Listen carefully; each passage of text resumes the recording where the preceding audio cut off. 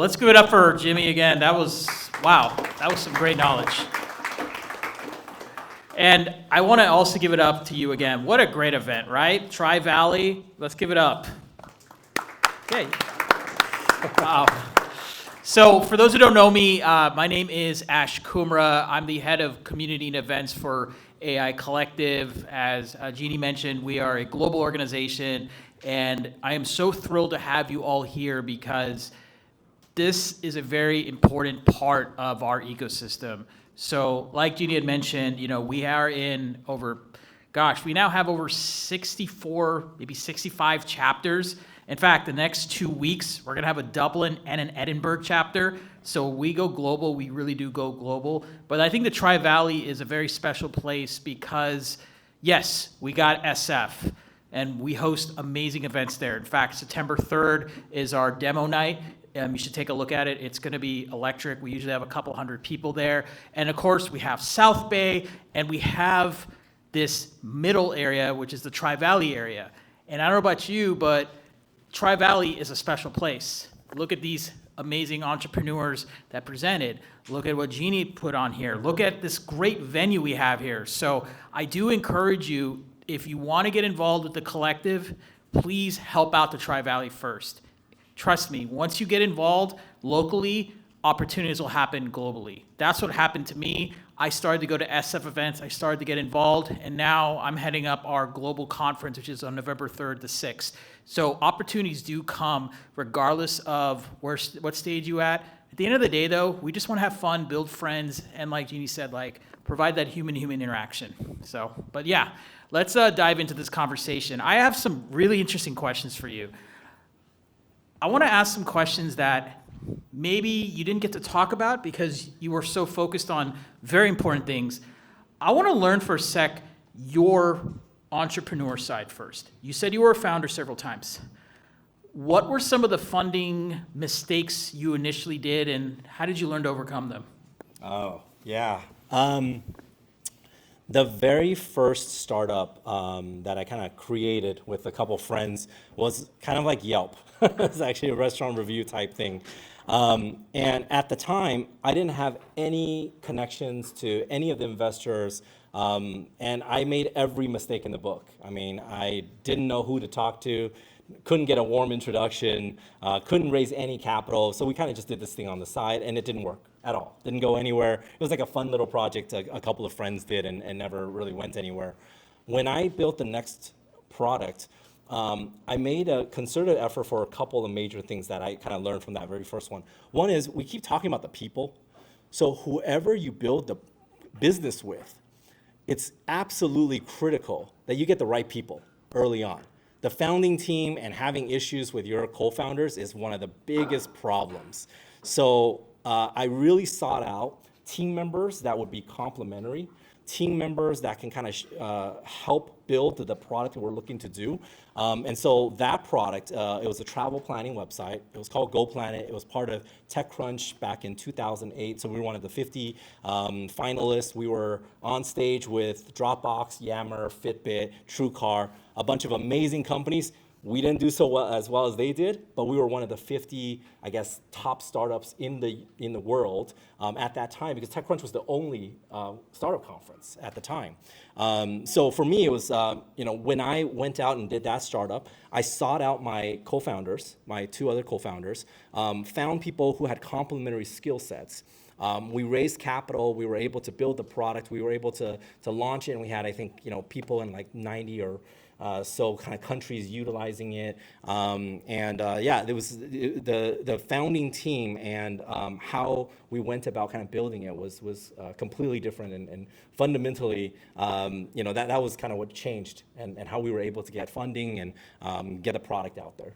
Okay, and then what traits as an entrepreneur helped you become I would say prolific investor? I mean, you said you're an angel invested in 50 plus companies, you're involved in 3 VC funds, you've helped raise how many billions of dollars? 500 million, 500 not a billion yet. Okay, close to it. I'm working on the first billion. There you go, there you go. I think the main trait that I attribute to myself is I just love connecting people for really good conversation. So what I found is if both sides are really happy about an introduction, and if I have vetted the startup as well as the investor and what they're seeking, then good things can happen from that. So one example, I got a box shipped over to my house, and my wife got really mad at me. She's like, why'd you buy more wine? It wasn't wine. I didn't know what it was. I was like, I have no idea what it was. I opened it up, and it's actually a big bottle of tequila. And I didn't order it. I had no idea why this is there. It's got my name engraved on it. And I opened up the note, and it's from an investor thanking me for an investment I sent them.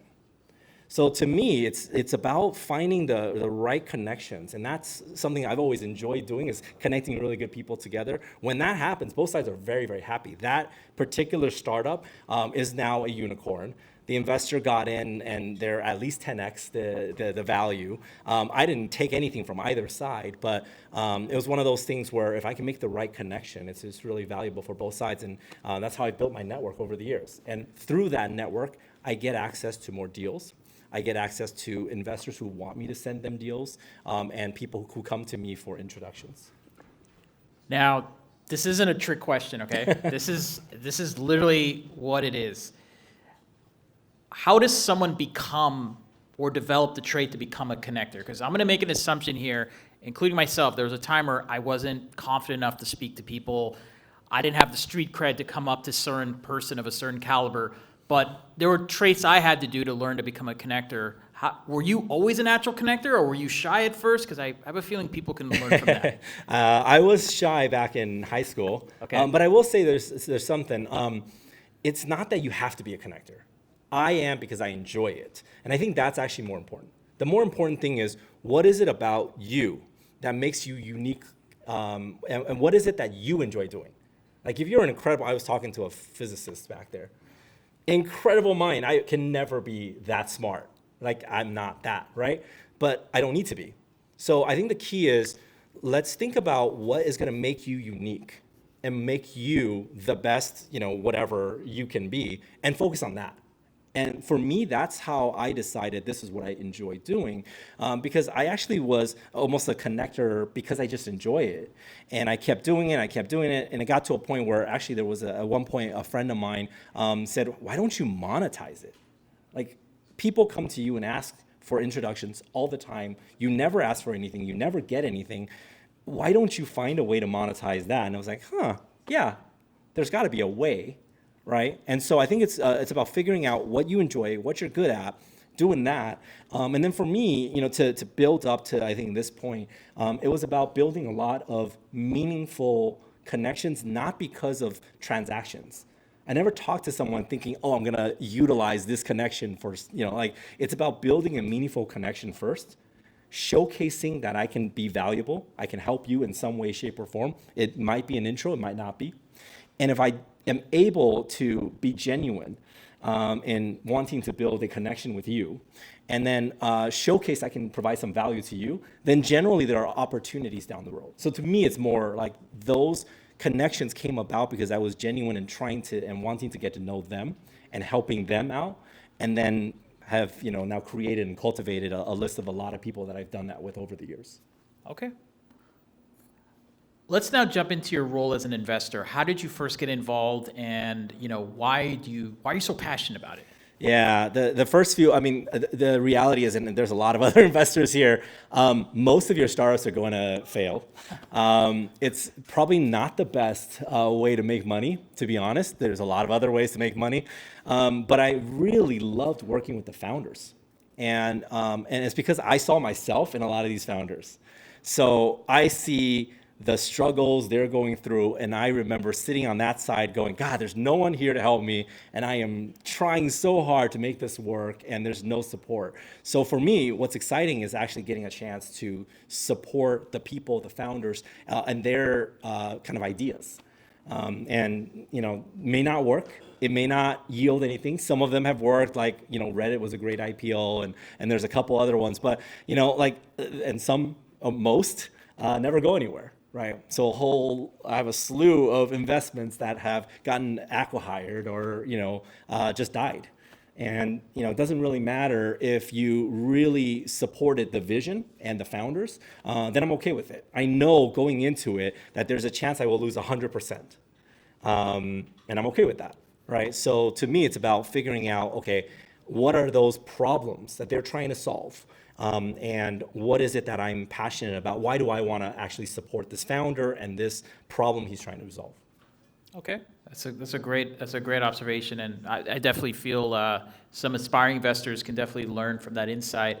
I want to kind of extend that question that young lady had asked right before we started. What are the trends right now? Specifically, what are some industries that you are constantly thinking about? Like you're like, oh, they're in that industry, or they're this type of business. I at least want to have an initial conversation. I think AI is basically transforming every single industry, right? And now every single pitch throws in AI somewhere. Because if you don't have AI, it's almost like that's table stakes. How are you building a company without some kind of AI? So it's in everything. But for me personally, what I say is I'm looking at three overarching kind of industries. I'm looking at what I call frontier technologies. So that's new innovations, that's AI, that's machine learning, that's blockchain, that's something new and hip and shiny. I'm looking at healthcare, because at the end of the day, that's that's super important to me, and also hopefully to everybody else, because that's the only thing that's limited for all of us is time. Healthcare is going to help extend that or make our lives better or easier. And the third is money, fintech. So those are the three areas. I try to build communities around those three areas. I do 2 events a year with Sir Richard Branson on his private island on Necker Island. One focused on AI and healthcare, and the other one around fintech for social good. So to me, it's like, how can we utilize money to do some good? How can we utilize AI to help extend our lives? And how can we find what's kind of cool and nifty that's going to change our lives? So those are the areas that generally get me really excited.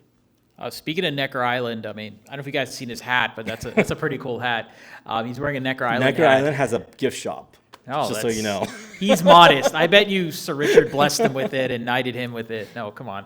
You're being too modest. That's a really cool hat.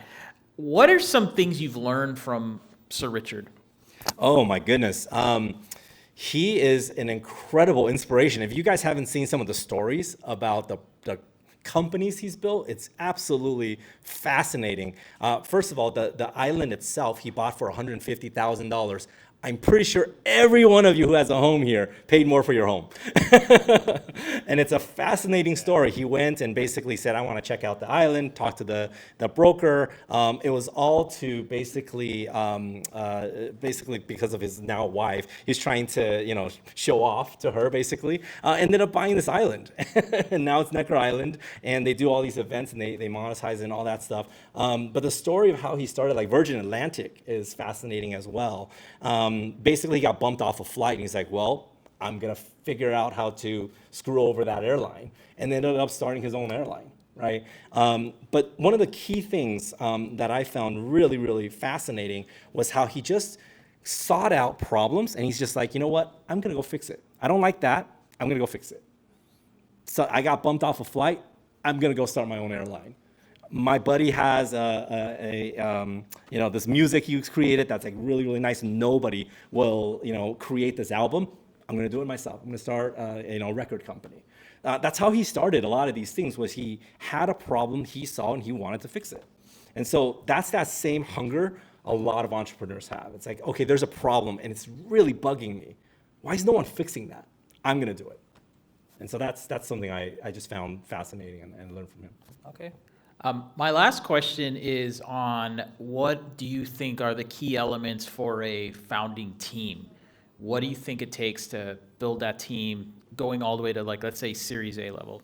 Yeah, it's really, really hard building something yourself. So I think if you can get a couple of really good folks like the 3 gentlemen up here earlier, especially if they have complementary skill sets, I think that's really, really great. The key for me when I was building my startup was to find people that I felt would have skill sets I didn't have, because I wanted to make sure that we weren't all trying to do the same thing. Oh yeah, we're all co-CEOs. Like, that's just not going to work. Why are we all fighting to do the same exact thing? And if we're all really good at the same exact thing, that doesn't work either, right? And so you want to find people who you feel like, hey, this person can help me with this piece. I can't do that, right? One of the first co-founders, in fact, my first co-founder for GoPlanet was someone who could actually build the website. This is before ChatGPT could build a website for you using a prompt. And then he became our CTO, right? And so it's about trying to figure out areas where you're really good at and areas where you can use help, and finding ways to find a team that will make you guys the best possible team. When you go in front of an investor, you want to say, we're obviously the team you want to go after. Here's my background and my skill set. Here's my logos or whatnot. And here's my co-founder. And the two of us are exactly uniquely perfect for this problem we're trying to solve. So it's about finding the right people that can complement you. Great. Well, thank you very much. Appreciate you spending the time with us. Yeah, absolutely. Thank you. Thank you. Done? Or do you want to answer any questions, or are we done? Oh, do you have time for more questions? I mean, I don't know what time, how much time do we have?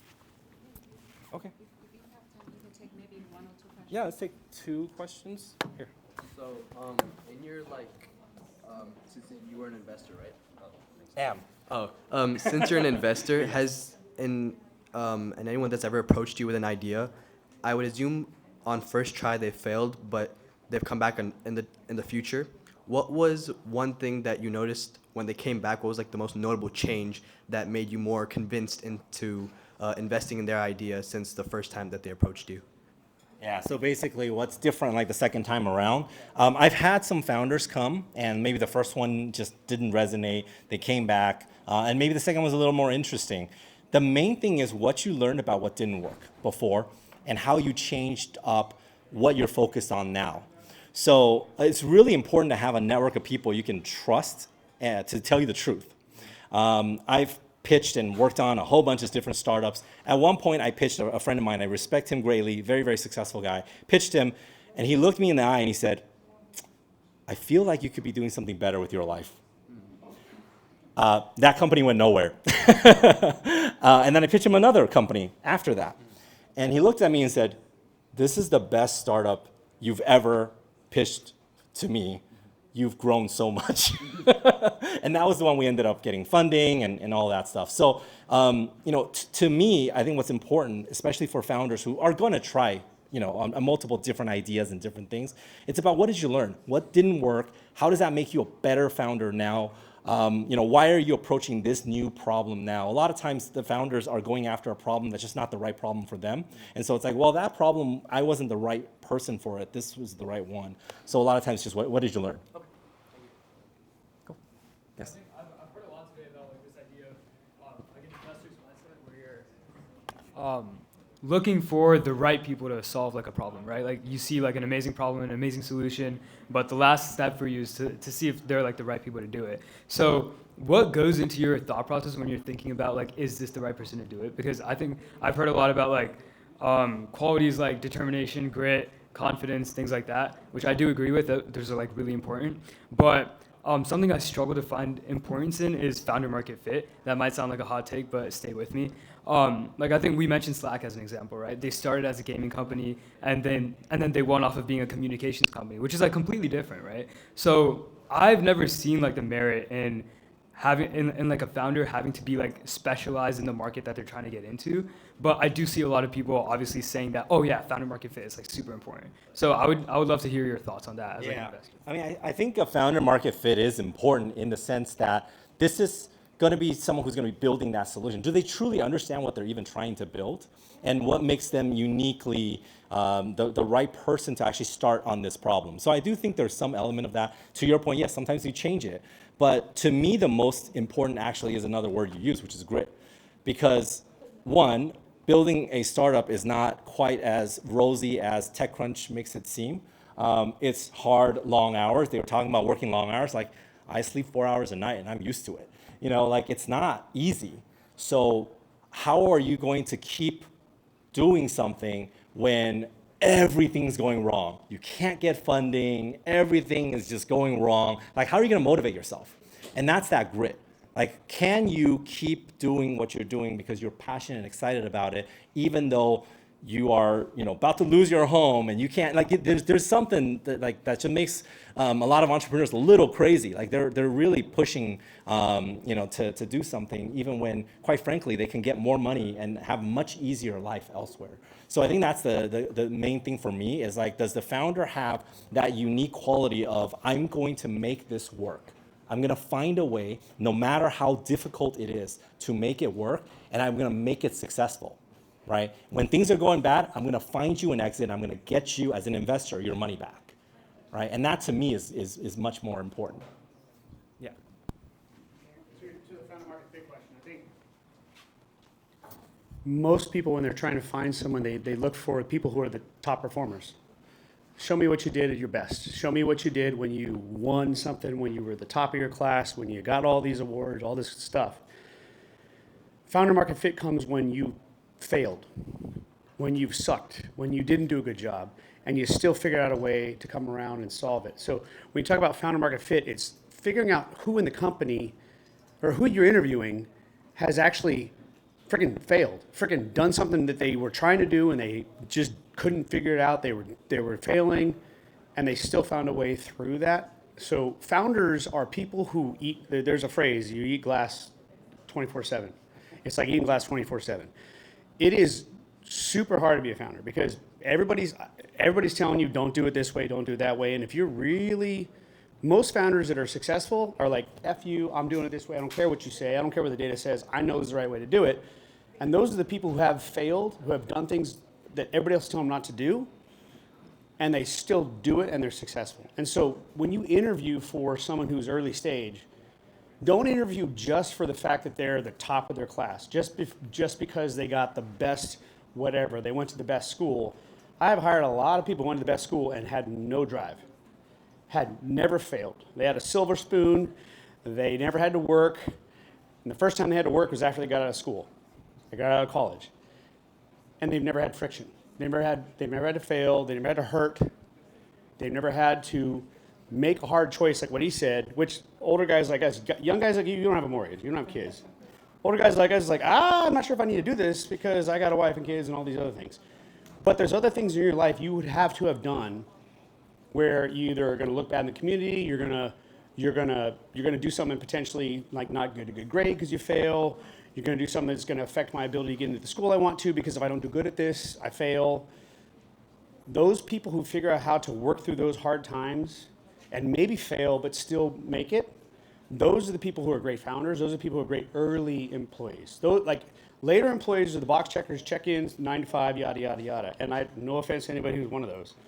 But when you talk about being a founder, these are the people who are working 22 hours a day and a lot of caffeine, a lot of Red Bull, and are failing over and over again until they find the success. So founder market fit is not about your school, your education, your potential. It's about what you have done when it was hard and what you've overcome. I mean, that's what a founder is. Somebody who absolutely has run through the wall, who's gotten over the wall, who's bleeding, eating glass all day long. That's a founder, and that's an early employee. Hi. How do I find a good venture capitalist? Good venture capitalist? Yes. What qualities should I look for? So I'll kind of, I'll answer in a couple of different ways. The first is, it is very important who you take money from, because you usually cannot kick them off once they've made an investment. So for that company I was telling you about that was part of TechCrunch Disrupt, or TechCrunch 50 back in the day, we had 2 VCs we let into the round. One was super helpful, good, bad, everything was always there, helping us out, everything. The second one, after a really bad meeting, when things kind of started, not going so well, they completely checked out. Did not help at all, would not answer our emails, completely disappeared. And the worst thing is, when we actually pivoted, created a new company, got it to profitability, went out, raised another round, and came back to them and said, hey, you don't like us anyways. This new investor does. They'll buy your shares off you. You'll double your money. They were basically willing to put a premium on their initial investment. They would make money, they would get an exit. That VC told me, It's either going to 0 or it's going to 1,000%. I don't care about what in between. Like I'm not here to make 50%. I just don't care. And I'm going to be stuck on your cap table. You're not getting rid of me. So how do you find a good venture capitalist? When you're going through this process and you're having all those conversations, a lot of times founders are like, I just want money. I really don't care. I want anyone who will give me money, I'll take it. The problem is that person is on your cap table. You need to be aware of that. You need to be careful. So when I said we raised 1.5 million, we turned out 3.5, we said no to 2 really big funds. And it was because we didn't feel like they were the right investors for what we were trying to do. We didn't feel like they had the same vision that we did. And we felt like if we were to have added them, that might have caused conflict down the road. Now, would it have been nicer to have 3.5 million when things were going bad? Yeah. But at the same time, we felt at the time that it was not the right decision. So it is about shopping. It is about going out there, having the conversations. It's like, dating in the early days. They have to like you and you have to like them. And you do have to be aware that it's not just about money. It's not just taking everyone who wants to give you money. You do have to be aware that you don't want to take the money from someone who doesn't align with you on what you're trying to build. You have a follow-up? There's no perfect venture capitalist, but there's the right venture capitalist for what you're looking to build. I have another question for you, and that is that you come across all these founders who are from different industries. Chances are that you're not a specialist in that. How do you relate to people from different industries which you have no idea about what they're doing, just a brilliant idea that is there? Yeah. This happens most of the time. This is actually one of the questions I think you originally had wanted to ask about. So I'm not technical. I'm not, I'm not a scientist. And quite frankly, I can't do due diligence on an AI application. That's just not me. I'm actually on the board of a company that will do the due diligence on blockchain companies like that using AI and everything else. And that's because I was like, I can't do that. I don't have the time nor the technical expertise to do that. So you've built something that does that. That's awesome. I want to be a part of that, right? And so I don't pretend to be an expert in all of those things, but and for most venture capitalists, this is the case. VCs know money, and you can relate to them, and they can relate to you on money. So the question becomes, do you think this thing can make money, and is there an opportunity for this to change how things are being done to a point where this now becomes the new standard, right? The idea of Uber early on, was it just taxis getting around? Kind of, but there was this whole huge thing, and now it's changed to the point where there's the idea of mobility that didn't exist before. Fitbit, when it was, initially, we presented together, right? When it first came out, I was like, oh, that's really cool, but it's tracking your sleep. And it's talking about this idea of wearables. And there's no such thing as wearables. People were wearing watches, and that was it. So the market opportunity for wearables was what, 100 million? There was nothing. There was no wearables. There was no idea of wearables, right? So that's how True Ventures ended up taking 50%, which became $5 billion or whatever, and now they have a multi-billion-dollar fund. So for me, and for a lot of VCs, it's not about, hey, I understand intimately the technology or the science behind it, but it's, do I think there's a market opportunity here? Do I think you're the right person to go and get that? And if so, that's compelling and that's interesting because there's money to be made there. So it's really money.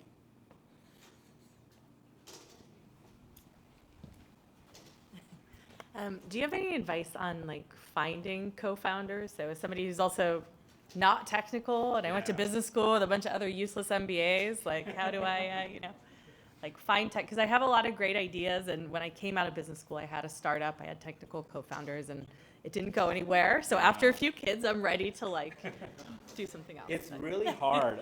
Finding a good co-founder is actually very, very difficult. There's a lot of programs and things that have now come about to help with that. I'm forgetting them right now, but there's definitely things out there to help you connect with other people. But actually, I want to take your question a little differently. I'm a business person. I was an econ and business double major. I can't build the thing myself. I said earlier that my first hire, or my first recruit, my co-founder, was the chief technical officer, right? What I found over now multiple startups is I should probably focus on and build something where I don't need that person. Honestly, it's a lot easier and it's a lot more fun. So like my business right now, I'm the expert. I don't need to build technology to do that, and I enjoy it. But I think that was, to me, a lesson learned for me. It was like, I was always like thinking about solutions and things that were like, hey, this would be really cool. This would be a really cool solution, but I can't build it. And now I gotta go find someone to build it. And not only that, I have to convince someone else to work with me, to build this thing together. And am I even the right person for that person? Because why don't they just build it? Like, what do they need me for, right? That's kind of what I'm hoping AI.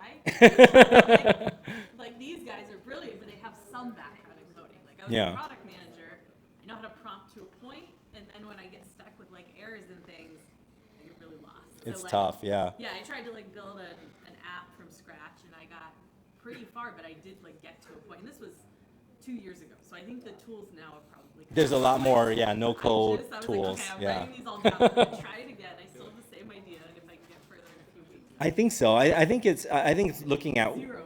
yeah, I think it's looking at which way it might work, right? So one, should I get a co-founder for this, right?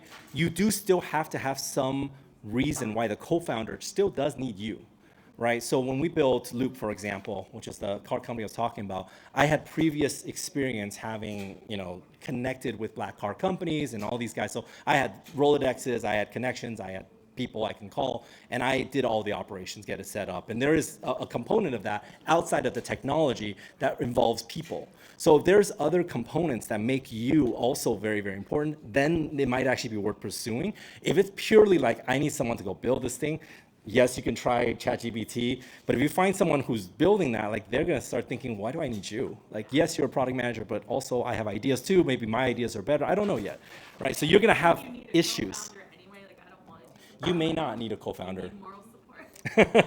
It's helpful to have a co-founder. It's not necessary, but I found it to be better if you can have people with complementary skill sets. But you do have to be aligned, and you do also have to have a situation where you're all contributing in something. So I think that's the key. And if it's not, then time to think of a different solution or a different problem to solve. Yeah. Yeah.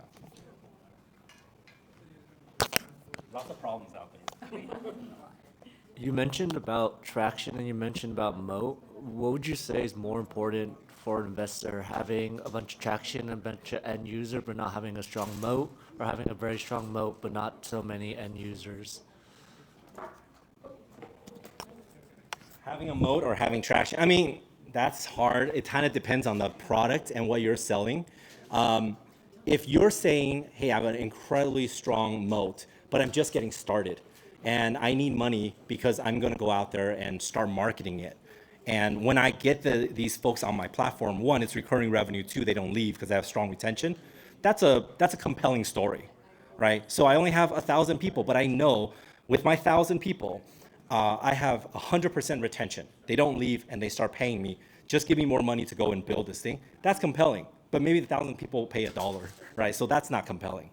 But so I think it's just, it goes back to the story, right? Because if you tell the story wrong, it can also be really, not very helpful. You can have really good traction, but let's say you have a leaky faucet. It's very clear that you're spending more money per user than the money you're actually getting in, so I'm gonna actually lose more money if I put more money into it. Why would I do that, right? You have really good traction. You got 17 million in revenues, but at the same time, you spend 20 million. It's like, is that compelling? Is that good? Maybe it is, because the users, there's more you can monetize, or maybe you're not doing it, fully yet because of how you're building it. Like, it's about the story and how you tell the story and what makes it the most compelling. So going back to what I was saying earlier, it's about like, how are you going to showcase the most compelling parts of your business? And it's not always one thing or another. Facebook didn't talk about monetization early on. It talked about engagement, right? And it's different depending on what makes your company so unique and different. And so I don't think it's one metric. It's not always like one metric, although revenue is always good. But there's not always like one thing or another. It just depends on how you tell the story and how it makes your company unique in what you're looking to achieve. Yeah. So I've been an investor for 15 years, a founder and investor. Would you still say it's about 10% chance for most people pitching to VC to even get the first pitch, and about 10%, maybe less than 10% of those guys actually get funded. So down to below 1% these days. So 10% get a pitch, and then 10% of them get funded. Is that about? Because that's what I remember about 5 years ago, even during the good times. I What do you mean, think? relatively, yeah. It's about 1%, right? Yeah, So yeah. less than 1% get funded, right? Yeah. And then 90% of that is going to fail. So Even even after all those are that, not good yeah. odds, right? So, Yeah. well, quick question. So I want to go on that. People talk about the AI, and right now a lot of money is chasing the infrastructure and the hardware, and then the tools, right? I've seen a lot of that funded. Yeah, so like Grok AI and that kind of stuff. applications are now getting looked at again. Like in the beginning, like no, it's just a wrapper and so on. Have you seen that worm turn? And are you interested in AI applications? And why would you be interested in that? Or are we too early for that? Yeah. Honestly, I think it's less about like, is it an AI application? Is it hardware? And more about like, is this the right company with the right people behind it? Yeah. Both Millennia and Modi Ventures, for example, are investors in Grok, right? So that's hardware, that's inferencing. You know, that there's, we believe in a huge opportunity. They just raised another round, 6 billion, I think was last round, oversubscribed, et cetera. So, a lot of people say investors don't want to invest in hardware, but yeah, there's hardware investments that they'll make if the opportunity is right, if you feel like there's something there. And I think it's the same with the application, right? What I was saying earlier is it's not just about what you're building. It's not just about the problem you're solving. It is about who's building it and what kind of differentiator and moat do you actually have, right? If you don't have anything, I don't care, I don't care if it's hardware, infrastructure or whatnot, but if someone else can do it anyways, then why invest in this company in particular? So I think that's really it. I don't look at it like, hey, it's an application, so therefore I'm not interested. But these days, isn't your traction kind of getting to a lot of the moat right now? Because when I'm seeing sort of the tier one guys, the first one to get to $1 million AR very quickly because they have traction, they said then you can build moat, right? It's not always the case, but that's kind of what I'm seeing from a lot of the tier one investors saying, unless I see that traction, like then you can I'll agree that you may have moat. That's like product market fit and whether or not you have it. But to the question earlier, what's traction, right? Like which traction am I looking for? Is it users that are not being monetized yet? Is it monetization? Is it engagement without, the monetization? Again, it kind of depends on the story. So I actually don't think it's necessarily like it has to be one way or another. And similarly, I don't invest in application, kind of startups. But it is about what are they solving, who is the team, and what makes them unique and different. Yeah. Depends on the situation. Yeah, so it's situational. It's situational. Yeah, that's why it's 1%.